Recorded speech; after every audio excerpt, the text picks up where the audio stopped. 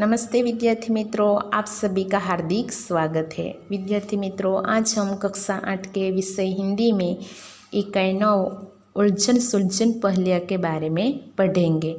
तो बच्चों, आप अपना पाठ्य पुस्तक खोलकर उसमें ध्यान दीजिए। सबसे पहले हम विषय प्रवेश के बारे में देखेंगे। पहेलियाँ बूझना एक कला है। पहेलियों से छात्रों की तर्क तथा विचार शक्ति का विकास होता है। यहाँ पहेलियों के माध्यम से इस शक्ति का विकास करने का प्रयत्न किया गया है।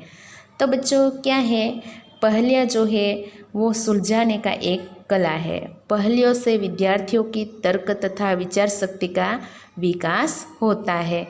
यहाँ पहेलियों के माध्यम से इस तर्क और विचार शक्ति का विकास करने का प्रयत्न किया गया है।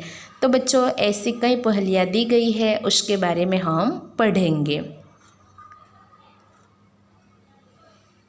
पहली है, एक फूल काले रंग का, सिर पर सदा सुहाता, तेज धूप वर्षा में खिलता, छाया में मुरझाता। बच्चों, फूल यानी पुष्प होता है, सिर यानी मस्तिष्क, सुहाता यानी सुशोभित होना, वर्षा यानी बारिश होती है। तो बच्चों, क्या है, एक फूल काले रंग का है जो सिर पर सदा के लिए सुशोभित होता है। जब धूप और वर्षा होती है तभी यह काले रंग का फूल है वो सिर पर खिलता है और छाया में वह मुरझाता है, छाया में मुरझा जाता है। बच्चों, एक बार फिर से देख लेते हैं। एक फूल काले रंग का है जो सिर पर सदा के लिए सुशोभित होता है। जब धूप वर्षा होती है तभी यह फूल सिर पर खिलता है और छाया होने पर मुरझा जाता है। तो बच्चों, इस पहेली का उत्तर आएगा छाता। यह प्रश्न होता है बच्चों, छाया में कौन मुरझाता है? तो छाया में काले रंग का फूल मुरझाता है। दूसरा है कि काले रंग का फूल कब खिलता है? तो बच्चों, इसका उत्तर है, लोग तेज धूप और बरसात से बचने के लिए सिर पर छाता खोलते हैं। छाता काले रंग का होता है। इस प्रकार तेज धूप वर्षा में काले रंग का फूल खिलता है। और प्रश्न होता है बच्चों, सिर पर कौन से रंग का फूल सुहाता है? तो बच्चों, आएगा काले रंग का, काला। और प्रश्न है, तेज धूप बरसात में क्या खिलता है? तो तेज धूप और बरसात में क्या खिलता है बच्चों? छाता खिलता है। दूसरी पहेली है, चोर नहीं डाकू नहीं, नहीं कहीं की रानी, 32 सिपाही घेरे रहते तन मन पानी पानी। एक व्यक्ति ऐसा कहता है, एक व्यक्ति ऐसा है जो न तो चोर है न तो डाकू है, न वह कहीं की रानी है, फिर भी हमेशा उसको 32 सिपाही घेरे रहते हैं और उनके चारों ओर पानी ही पानी रहता है। एक बार बच्चों फिर से देख लेते हैं कि एक व्यक्ति ऐसा है कि न वो चोर है न वह डाकू है, न वह कहीं की रानी है, फिर भी हमेशा उसको 32 सिपाही घेरे रहते हैं और उनके चारों ओर पानी ही पानी रहता है। तो बच्चों, इस पहेली का उत्तर आएगा जीभ। जीभ है ऐसा। यहाँ प्रश्न होता है, 32 सिपाही किसे घेरे रहते हैं? तो 32 सिपाही रूपी दांत जीभ को घेर कर रहती है। और प्रश्न आएगा, 32 सिपाही कौन है? तो 32 सिपाही बच्चों किसे कहा जाता है? दांत को कहा जाता है। तीसरी पहेली है, नाम मेरा 3 अक्षर का, रहने वाला सागर तट का, खाने में आता हूँ काम, बोलो बच्चों मेरा नाम। सागर यानी समुद्र, तट यानी किनारा। तो क्या कहा गया है, नाम मेरा 3 अक्षर का है, मैं सागर किनारे रहता हूँ और खाने में काम आता हूँ, बोलो बच्चों मेरा नाम। क्या आएगा पहले का उत्तर, नमक आएगा। नमक 3 अक्षर का है, रहने वाला सागर तट का, सागर के किनारे ही रहता हूँ, खाने में काम आता हूँ। तो कौन है बच्चों, नमक। प्रश्न यहाँ होता है, सागर तट पर कौन रहता है, वह किस काम आता है। तो सागर तट पर नमक रहता है, वह खाने में काम आता है।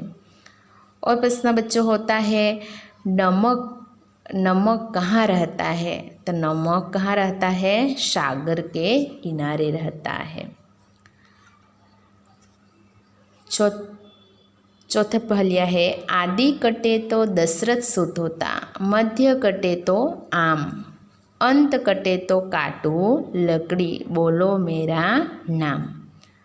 सुत यानी बच्चों होता है पुत्र। क्या कहा गया है कि पहला आदि यानी आरंभ, प्रारंभ कहा जाता है। पहला अक्षर कटे तो दशरथ सूत यानी कि राम बनता, दशरथ सूत क्या बनता, राम बनता। मध्य कटे, मध्य अक्षर जो काट दिया जाए तो आम बनता, और अंत वाला अक्षर जो है उसे निकाल देने से लकड़ी काटने वाला बनता हूँ। तो बताओ मेरा नाम क्या है। तो बच्चों इसका उत्तर आएगा आराम, क्योंकि बच्चों यहाँ पहला जो अक्षर आ निकाल देने से क्या बन जाएगा, दशरथ सूत राम बन जाएगा, और रा निकाल देने से क्या होगा, आम बन जाएगा, और अंत वाला शब्द जो निकाल देने से क्या हो जाएगा, लकड़ी काटने का साधन आरा। यह प्रश्न होता है बच्चों, दशरथ सूत कौन है। तो दशरथ सूत कौन है, राम है। और यहाँ लकड़ी काटने का साधन कौन सा है। तो लकड़ी काटने का साधन कौन सा है बच्चों, आरा है। पांचवी पहली, दो सखिया दोनों चंचल, फिरती फाटक खोले, सो जाए तो सपने देखे, हंसे खुशी में दुख में रोले। बच्चों फाटक का अर्थ होता है दरवाजा। तो यह क्या कहा गया है, दो सखिया है, दोनों चंचल है, दिन भर फाटक खोल बंद करती है, सो जाने पर वह सपने देखती है, वे खुशियों में मुस्कुराती है और दुख में आंसू बहाती है। एक बार बच्चों फिर से देख लेते हैं। दो सखियाँ है, दोनों चंचल है, दिन भर फाटक खोल बंद करती है, अगर वे सो जाए तो सपने देखती है, वे खुशियों में मुस्कुराती है और दुख में आंसू बहाती है। तो बच्चों उत्तर क्या आएगा, आँख। उत्तर आएगा आँख। यहाँ प्रश्न होता है, सो जाने पर कौन सपने देखती है। तो सो जाने पर आँख सपने देखती है। और प्रश्न है कि दो सखियाँ कैसी है। तो दो सखियाँ चंचल होती है। यहाँ प्रश्न और होता है बच्चों के, दो सखियाँ दोनों खाली जगह फिरती फाटक खोले, ऐसा प्रश्न हो तो दोनों क्या है, चंचल। चंचल आँखें क्या करती है, खोलकर वह घूमती है, फिरती है। छठी पहलिया है, दादा है पर दादी नहीं, भाई है पर बहन नहीं, 9 है पर 10 नहीं, रोजी है पर रोटी नहीं। बच्चों यहाँ रोजी शब्द दिया गया है, रोजी का अर्थ होता है कमाई। तो इस पहली में क्या है, दादा है पर क्या नहीं, दादी नहीं, भाई है पर बहन नहीं, 9 है पर 10 नहीं, रोजी है पर रोटी नहीं। तो उसके इस पहेलिया का उत्तर है दादा भाई नौरोजी। यहाँ बच्चों प्रश्न होता है दादा भाई नौरोजी शब्द की पहेली किस तरह पूछी गई है। उत्तर है कि दादा भाई नौरोजी शब्द पहेली में इस तरह पूछा गया है। दादा है पर दादी नहीं, भाई है पर बहन नहीं, 9 है पर 10 नहीं, रोजी है पर रोटी नहीं। इस पहेली में पहले पहले शब्द को लेकर जोड़ने से दादा भाई नौरोजी शब्द बनता है। आगे है बच्चों 7वां, दिए गए चित्रों में चित्र के शब्द ढूंढिए। तो यहाँ बच्चों यह चित्र किसका है, सारंगी का है। और यह देखते ही हमें पता चल जाता है किसका चित्र है बच्चों, मोर का चित्र है। तो हमने बच्चों पहेलिया के बारे में अच्छी तरह समझ लिया। अब हम अभ्यास के प्रश्नों के बारे में देखेंगे। अभ्यास का पहला प्रश्न है दिए गए शब्द के उत्तर मिले ऐसी पहेलियाँ बनाइए। शब्द दिए गए हैं उसके अनुसार हमें पहेलियाँ बनाना है। पहला है पेड़, तो आएगा खड़ा रहता हूँ एक पेड़ पे, सर्दी गर्मी सहता हूँ, छाँव फल फूल पशु पक्षी और सबको देता हूँ। तो बच्चों क्या है, पेड़ है। दूसरा है आम, गर्मियों की आस है, फलों में करता राज है, आम है पर खास है, बोलो बच्चों क्या है। तो क्या आएगा, आम। तीसरा बारिश, झमझम करती आती है, बच्चों को हंसाती है, मिट्टी को महकाती है, खेतों को हर्षाती है, बूंद बूंद कर झरती है, मिट्टी में छिप जाती है। तो क्या आएगा बच्चों, बारिश। चौथा है हाथी, 4 खंभों पर खड़ा तालाब, एक किनारे गणपति की नाक, दूसरे किनारे भालू की पूंछ, बूझो बच्चों कौन सा जानवर। तो कौन आएगा, हाथी। 5वां है मोर, सिर पे मुकुट फिर भी राजा नहीं, नर होकर भी नाचे सदा, नाच पर उसकी बारिश आए, बताओ उसका नाम क्या। तो बच्चों क्या आएगा, मोर। 6ठा है मोबाइल, बिना तार के बात सुनाता, बिना बिजली के उजाला देता, आज के बच्चों का काम है प्यारा, खिलौना नहीं पर खेल है सारा। तो बच्चों क्या है, मोबाइल। 7वां है बादल, आसमान पर मेरा घर है, धरती पर मेरी ज़रूरत है, काला धना रंग है, मेरा बच्चों बोलो नाम क्या है। तो क्या आएगा, बादल। तो इस प्रकार बच्चों शब्द दिए गए हैं, इस शब्द के अनुसार हमें क्या करना है, पहेलियाँ बनाना है। प्रश्न 2 है दिए गए चित्र के किन देशभक्तों की तस्वीरें उभरती है, खोजिए और लिखिए। बच्चों यहाँ एक पेड़ है, पेड़ पर देशभक्तों की तस्वीरें नजर आती है, तस्वीरें देखना है और देखकर यहाँ पता करके क्या करना है, लिखना है। तो सबसे पहले बच्चों यहाँ क्या है, महात्मा गांधी जी का तस्वीर नजर आती है। तो यहाँ महात्मा गांधी दिखाई देता है, यहाँ पे लिखना महात्मा गांधी। दूसरा है सरदार वल्लभ भाई पटेल, तो यह लिखना सरदार वल्लभ भाई पटेल। तीसरा जो है सर्वपल्ली राधा कृष्ण, यहाँ लिखना सर्वपल्ली राधा कृष्ण। चौथा है भगत सिंह, यह लिखना भगत सिंह। 5वां है सुभाष चंद्र बोस, यहाँ लिखना सुभाष चंद्र बोस। यहाँ बच्चों हम देख सकते हैं तो क्या है, किसका तस्वीर नजर आती है, लाल बहादुर शास्त्री, यहाँ पे लिखना लाल बहादुर शास्त्री। यहाँ जो है वो जवाहरलाल नजर आता है, तो यहाँ लिखना जवाहरलाल नेहरू।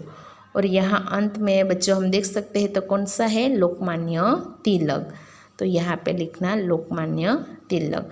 तो बच्चों यह पेड़ जो है, पेड़ पर अनेक देशभक्तों की जो तस्वीर है वो तस्वीर हमें नज़र आती है। यह हमें तस्वीर देखना है और उसका नाम यहाँ लिखना है। प्रश्न 4 में क्या है कि इस चित्र में च से शुरू होने वाले कितने चीज़ें हैं ये हमें बताना है। तो बच्चों हम यहाँ च वाले शब्द जो है वो च वाले शब्द को से ढूंढकर हमें लिखना है। यहाँ हम देख सकते हैं तो चूल्हा है, चिमटा है, चाय नज़र आती है बच्चों। उसके बाद हम देख सकते हैं तो यहाँ चाँद नज़र आता है। उसके बाद यहाँ चमारी है, यहाँ उसने चश्मे लगाए हैं बच्चों। उसके बाद यहाँ चक्की नज़र आती है, यहाँ पे चरखा है, यहाँ चारपाई नज़र आती है, चादर नज़र आती है, चटाई है। उसके बाद बच्चों हम यहाँ देख सकते हैं तो चक्की, यहाँ भी चक्की हमें नज़र आती है, चाकू नज़र आता है। तो बच्चों इसी प्रकार कई सारे जो यहाँ बच्चों हम देख सकते हैं चमगादड़ भी नज़र आता है, यहाँ चमगादड़ है। तो बच्चों यहाँ जो च वाले शब्द नज़र हमें आते हैं, यह च वाले शब्द को हमें ढूंढकर इसमें से लिखना है यहाँ पे। उसके बाद आता है बच्चों स्वाध्याय। अभ्यास के सभी प्रश्न देख लिए, अब हम स्वाध्याय के प्रश्नों के बारे में देखेंगे। स्वाध्याय में प्रश्न 1 है, इस चित्र में म से शुरू होने वाले कितने चीज़ें हैं यह हमें बताना है। यह चित्र बच्चों हमें देखना है और चित्र में देखकर जो म वाले शब्द है इस शब्द को हमें बनाना है। तो सबसे पहले तो हम बच्चों यहाँ देख सकते हैं तो क्या है कि मंदिर है। उसके बाद हम देख सकते हैं तो मस्जिद नज़र आता है, यहाँ पे है मोटर और यहाँ मोची नज़र आता है।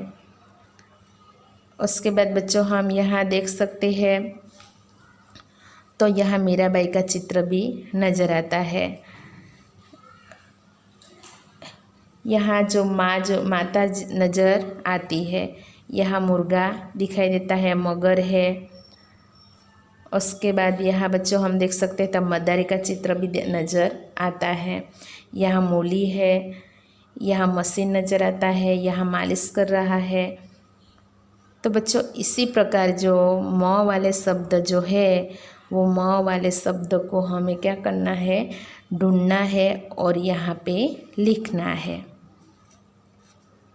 उसके बाद योग्य विस्तार में बच्चों क्या है तो यहाँ हमें शब्द चित्र देखिए और उसके नाम जो है उसे गुजराती और हिंदी में लिखना है। तो सबसे पहले चित्र जो है वो वृषभ का है।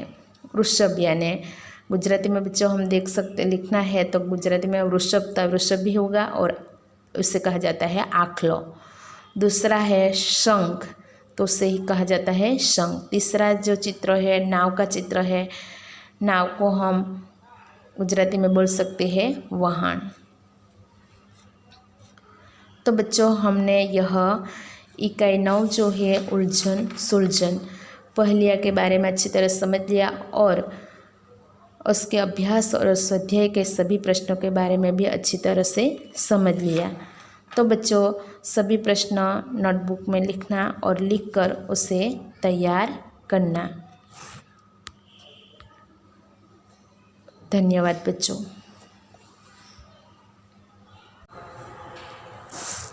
नमस्ते विद्यार्थी मित्रों, आप सभी का हार्दिक स्वागत है। विद्यार्थी मित्रों, आज हम कक्षा 8 के विषय हिंदी में पुनरावर्तन 2 के बारे में पढ़ेंगे। तो बच्चों आप अपना पाठ्य पुस्तक खोलकर उसमें ध्यान दीजिए। प्रश्न 1 है, निम्नलिखित परिच्छेद का शुद्ध रूप से पठन और लेखन कीजिए। तो बच्चों यह परिच्छेद दिया गया है, इस परिच्छेद को शुद्ध रूप से पढ़ना है और उसके बाद लिखना है। अच्छी सोसाइटी यदि मिले तो उसका बहुत अच्छा प्रभाव पड़ता है और उससे आत्मसंस्कार होता है। सोसाइटी में सम्मिलित होने से हमारी समझ बढ़ती है, हमारी विवेक बुद्धि तीव्र होती है, हमारी सहानुभूति गहरी होती है, हमें अपने शक्तियों के उपयोग का अभ्यास होता है, हम अपने साथियों के साथ मिलकर बढ़ना सीखते हैं। इसी प्रकार हम दूसरों का ध्यान रखना, उनके लिए कुछ स्वार्थ त्याग करना, सद्गुणों का आदर करना और सदाचार की प्रशंसा करना सीखते हैं।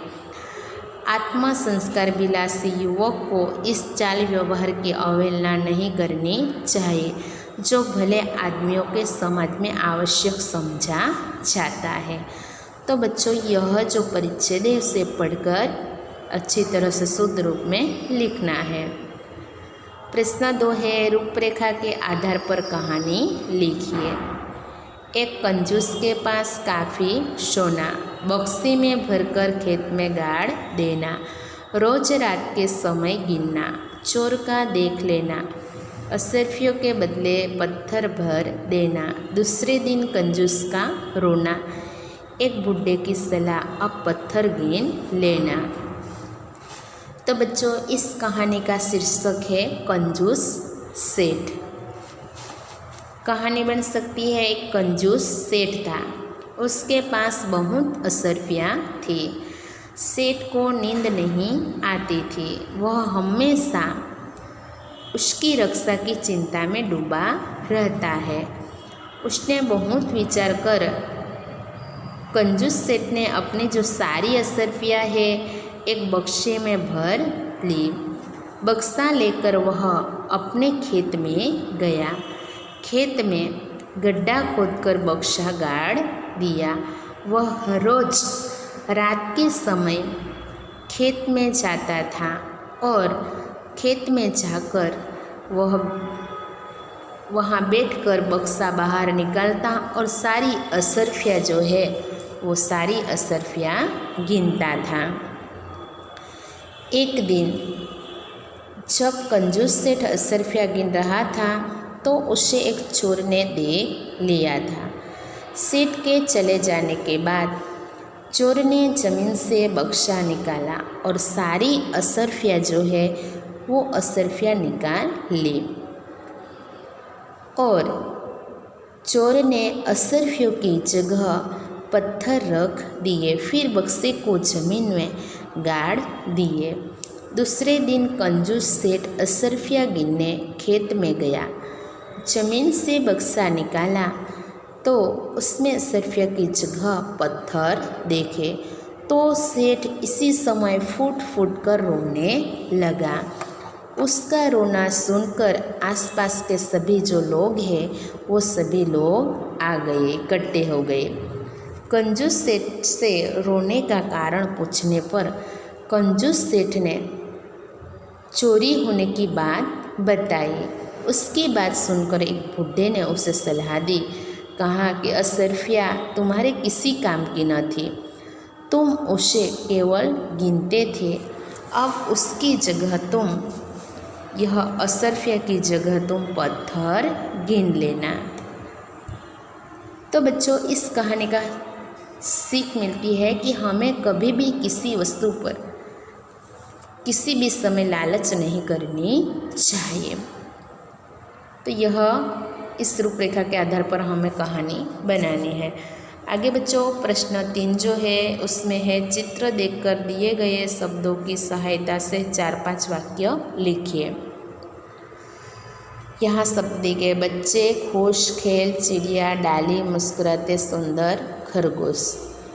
तो बच्चों, इसी शब्द के सहायता से हमें क्या करना है, 4-5 वाक्य बनाना है। यहाँ चिड़िया नज़र आती है, यहाँ पेड़ की डाली है, यहाँ गेंद है, आसमान में पंछी घूम रहे हैं, यहाँ बच्चे खेल रहे हैं, यहाँ खरगोश है। तो बच्चों 5 वाक्य यहाँ से बनाना है। तब बच्चे सदा खेलते खुश हो अपने प्रिय खरगोश के साथ, हवा से झूलती डाली पर चिड़िया झूलती झूला खुश हो, गेंद से खेलते मुस्कुराते बच्चे, सुंदर प्यारे प्यारे बच्चे, फूल खिले हैं सुंदर सुंदर, महक रहे हैं घर आंगन में। तो बच्चों इसी प्रकार इस शब्द दिए गए हैं, इस शब्द की सहायता से हमें 4-5 वाक्य बना के लिखना। प्रश्न 4 है, एक दिन निखिल के पिताजी कुछ काम से बाहर गए थे और वह अपनी माँ के साथ सोया हुआ था। आधी रात को जब उसकी नींद उड़ गई तो देखा कि घर में चोर घुसे हुए थे, तिजोरी से गहने चुरा रहे थे। कुछ देर सोचने के बाद निखिल को उपाय सूझा। अब आप इस कहानी को आगे बढ़ाइए और लिखिए। तो बच्चों इस कहानी को हमें आगे बढ़ाना है। उसने धीरे से मोबाइल निकाला और सारी बात जो है वो सारी बात अपने मित्र को मैसेज भेजकर बता दी। उसने मित्र शरद ने ये अपने मैसेज जो है वो पिता को पढ़वाया। उसके पिता ने सारे मोहल्ले वालों को जगा दिया। सभी लोगों ने मिलकर निखिल के घर को घेर लिया और चोर को पकड़कर पुलिस के हवाले कर दिया। पुलिस वालों ने निखिल की पीठ थपथपाई। इस प्रकार निखिल ने अपनी सूझबूझ द्वारा गहने चोरी होने से बचा ली। तो बच्चों इसी प्रकार यह जो कहानी है इस कहानी को हमें पूर्ण करनी है। तो बच्चों हमने पुनरावर्तन 2 के सभी प्रश्नों के बारे में समझ लिया। अब हम स्व अध्ययन के प्रश्नों के बारे में देखेंगे। तो यहाँ है, हमारे देश में असंख्य नदियाँ हैं, उनमें से 12 प्रमुख नदियों के नाम नीचे चित्र में दिए गए हैं। वे नदियाँ मुख्यतः जिन प्रदेशों की भूमि खिंचती है उसके नाम उत्तर प्रदेश, मध्य प्रदेश, गुजरात, महाराष्ट्र, पंजाब, जम्मू कश्मीर, बिहार, पश्चिम बंगाल, कर्नाटक, तमिलनाडु और केरल है। झटपट बुद्धि लगाइए और 12 नदियों के नाम खोजिए। आपकी सुविधा के लिए इतना बता दें कि इन नदियों के नाम जो है वो निम्नलिखित अक्षरों से शुरू होती है। यहाँ दिया गया है बच्चों ग, श, द, क, त, प, य और ब। तो उसके अनुसार हमें यहाँ ढूंढना है। तो सबसे पहले बच्चों हम यह षष्ठकोण में देख सकते हैं। तो यहाँ शब्द दिए गए हैं, इस शब्द में से ढूंढकर हमें बताना है। तो पहला यहाँ बनता है गंगा, गंगा नदी। उसके बाद गंडक नदी, यहाँ है साबरमती। उसके बाद बच्चों यहाँ सरस्वती, सरस्वती। आगे बनता है बच्चों यहाँ है कावेरी, कावेरी। यहाँ है बनास, यहाँ है गोदावरी, यहाँ बनता है बच्चों गोदावरी। उसके बाद यहाँ शब्द है बच्चों ताप्ती, ताप्ती नदी। यहाँ बनेगा यमुना, यमुना। और उसके बाद बच्चों यहाँ शब्द बनेगा गोमती। और यहाँ पे है बच्चों आगे जो शब्द है तो हम यहाँ पे देख सकते हैं पेरियार। ये 12 नदी जो है बच्चों इसी प्रकार हमें ढूंढकर यहाँ लिखना है। उसके बाद स्वलेखन में अपने क्षेत्र में पेड़ पौधे के अनियंत्रित कटाव को रोकने के लिए जिलाधिकारी को एक पत्र लिखिए। तो बच्चों अपने क्षेत्र में हम जहाँ रहते हैं वहाँ पेड़ पौधे का अनियंत्रित कटाव को रोकने के लिए हमें क्या करना है, जिलाधिकारी को पत्र लिखना है। तो यहाँ पता लिख सकते हैं बच्चों 35 Dangi gave society 35 Dangi gave society Poona गांव सूरत। उसके बाद दिनांक तो 8/4/2021। यहाँ पे लिख सकते हैं सेवा में जिलाधिकारी सूरत माननीयवर। आगे लिख सकते हैं बच्चों के सविनय निवेदन है कि मैं रोज़ सूरत बस स्टेशन से बस में चढ़ती हूँ। पिछले कई दिनों से इस क्षेत्र में रोड के किनारे के पेड़ अनियंत्रित रूप से काटे जा रहे हैं। इससे रोड के किनारे की छाया खत्म होती है। आपसे अनुरोध है कि आप इसे रोके नहीं तो भविष्य में और तकलीफ़ें हो सकती है। और उसके बाद बच्चों यहाँ पे हम लिख सकते हैं धन्यवाद आपकी विश्वास हो और अपना अपना नाम लिख सकते हैं। तो बच्चों इसी प्रकार हम पत्र लिख सकते हैं। उसके बाद है पाठ्य पुस्तक में दिए गए दोहा के अलावा कबीर रहीम तुलसीदास जी के और 3 दोहे पुस्तकालय में जाकर खोजी और लिखे। तो यहाँ कबीर रहीम और तुलसीदास के दोहे दिए गए हैं। उसके अलावा हमें अन्य 3 दोहे जो है वो अन्य पुस्तकालय में जाकर देखना है और वहाँ से लिखना है। तो कबीर के दोहे पहला है ऐसी बानी बोलिए मन का आपा खोए, औरन को शीतल करे आपो शीतल होए। दूसरा दोहा है दुख में सुमिरन सब करे सुख में करे ना कोई, जो सुख में सुमिरन करे दुख काहे को होए। तीसरा दोहा है कथनी मीठी खांड से करनी विष की लोई, कथनी तजी करनी करे विष से अमृत होए। तो बच्चों इसी प्रकार कबीर के 3 दोहे हैं। उसके बाद रहीम के 3 दोहे हैं। पहला है छीमा बड़न को चाहिए, छोटन को अतपात का रही हरि करित रहे जो भृगु मारी लात।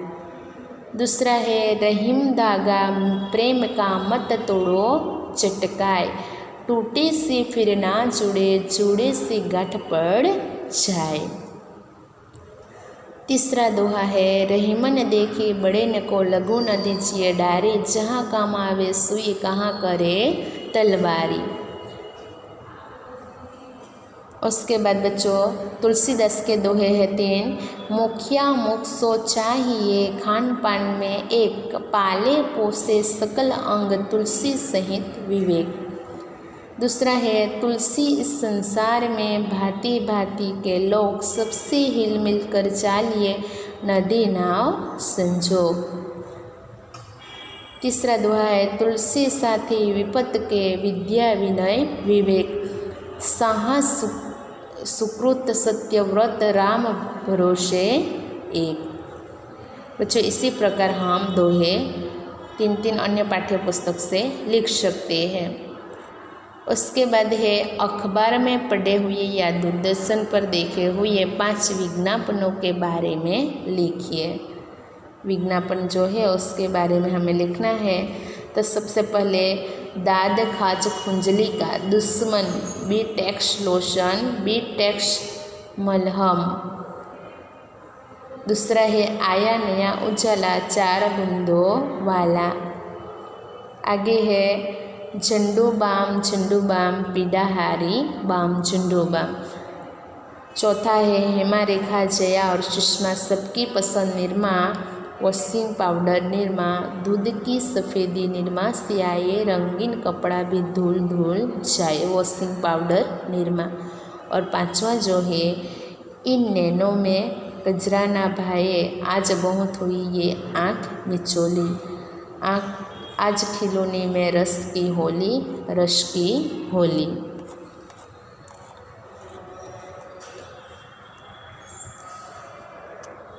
तो बच्चों यहाँ इसी प्रकार अखबार में जो पढ़े हैं और दूरदर्शन पर देखे हुए 5 विज्ञापन के बारे में हम यहाँ लिख सकते हैं। तो बच्चों हमने यह पुनरावर्तन 2 और स्वाध्याय के सभी प्रश्नों के बारे में समझ लिया। उसे हमें नोटबुक में लिखकर तैयार करना। धन्यवाद बच्चों।